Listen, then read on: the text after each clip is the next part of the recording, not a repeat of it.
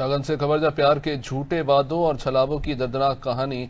नगर से सटे बिलारमऊ की रहने वाली प्रिया किन्नर ने अपने ही पति पर धोखाधड़ी, शारीरिक व मानसिक शोषण का गंभीर आरोप लगाया।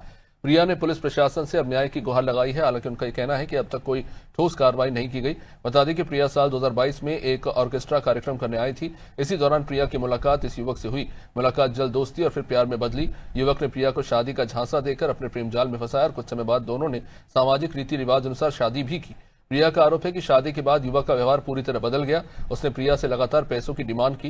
प्रिया का कहना है कि उसने अपने पास से करीब 3 लाख रुपए उसे दिए, जो उसने वापस नहीं की। धीरे धीरे युवक ने प्रिया से दूरी बनाना शुरू कर दिया और अब उसे अपनी पत्नी मानने से ही इनकार कर रहा है।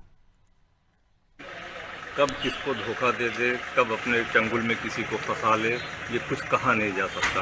कुछ ऐसी ही एक दर्द भरी दास्तां है जो समाज जिनको तीसरे श्रेणी में रखता है, यानी कि किन्नर समाज में रखता है, और वो किन्नर समाज की एक दर्द भरी अपनी प्यार, मोहब्बत और सेक्स और धोखा जिसे आप कह सकते हैं कि उसकी एक शिकार हो गई, जिसके साथ उत्पीड़न भी हुआ। आरोप है कि एक युवक जो इनको बहला फुसला के पहले तो अपने प्यार के जाल में फंसाता है, फिर शादी करता है, फिर धोखा देता है। पीड़ित दर दर की ठोकरें खाने के बाद फिर कोतवाली पुलिस के पास पहुंचती हैं, अपनी व्यथा बताती हैं, और वही पीड़ित आज हमारे साथ हैं। हम उनकी ज़ुबानी, उनकी कहानी उनकी ही ज़ुबानी जानते हैं। आप हमारे साथ हैं ये पीड़ित किन्नर। क्या नाम है आपका? प्रिया किन्नर। क्या समस्या होगी? आप कोतवाली गई थी, क्या मामला है? पूरा मामला बताइए। मेरी प्रवीण तिवारी से शादी हुई थी, तो मेरे से धीरे धीरे मेरे क्लोज आने लगे, उनको मतलब फुसलाने लगे, वो हमसे पैसा मांगने लगे। हमने धीरे धीरे करके कभी 20,000, कभी 10,000, हमें 3 लाख रुपये हमको दिया। फिर बाद में हमको 2 साल वो रखे, फिर अभी 6-7 महीना पहले वो छोड़ दिए। हमको 3 लाख रुपये लेके भागे हैं, और उनकी जो गर्लफ्रेंड है वो हमको गाली दे रही है, और उनके घर वाले हमको कह रहे हैं कि नहीं, हम कुछ नहीं जानते, हम उसको बेदखल कर दिए हैं। और मैं कोतवाली में गई, मेरा कोई सुनवाई नहीं हो रहा। मैं लगातार 1 हफ्ते गई, मेरा कोई सुनवाई नहीं हो रहा है। वो बोल रहे कल आ जाएंगे, परसों आ जाएंगे। मैं इतना परेशान हो गई हूँ। मैं सोचती हूँ क्या कर लूँ। मेरे अंदर ये सोच रही सुसाइड कर लूँ। फिर पुलिस कर रहे नहीं, 2 दिन का टाइम दीजिए। हमने कहा ठीक है, यहाँ से अगर सुनवाई नहीं होगी तो मैं लखनऊ जाऊँगी। तो वो लोग बोले कि नहीं, आप 2 दिन रुकिए, उसके बाद सब कुछ हो जाएगा।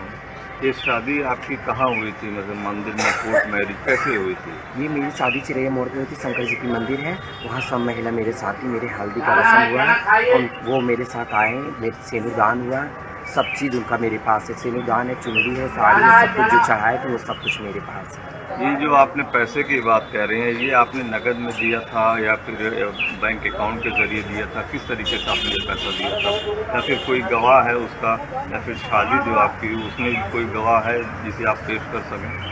हाँ, 2-4 महिला गवाह हैं, बता सकते हैं कि आते थे, सोते थे, बैठते थे, सब कुछ करते थे। और मैं अकाउंट आज तक नहीं खोला। जितना कमाती थी इनको देती थी।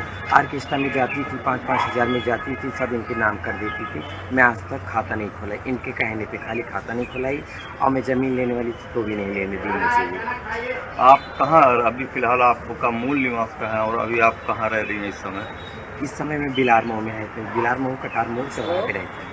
आपका मूल निवास कहाँ है? अकबरपुर, फैजाबाद और खनसमार गली के पास। तो आपके साथ जब इस तरह का धोखा हुआ, आप पुलिस के पास गए और अधिकारियों के पास गए, और आपका समाज इसमें क्या कर रहा है? उनका क्या कोई सहयोग नहीं मिल पा रहा है आपको? मेरे समाज कह रहे हैं हम आपके साथ नहीं खड़े हैं। आप मुझसे पूछ के दी थी, मेरे समाज मेरे साथ था ही नहीं। जब मेरे समाज वाले मुझसे घात कर दिए हैं, वो लोग ने मेरा भी मतलब बहुत कुछ ले लिया, तो हम समाज वाले का अपने क्या कहें। पुलिस अधिकारियों के पास जब आपने अपनी व्यथा सुनाया तो क्या कार्रवाई हुई वहाँ? वहाँ कोई गुंजाइश ही नहीं, कोई सुनवाई ही नहीं हो रही है। क्या नाम आपका, एक बार फिर से बता दीजिए? प्रिया किन्नर।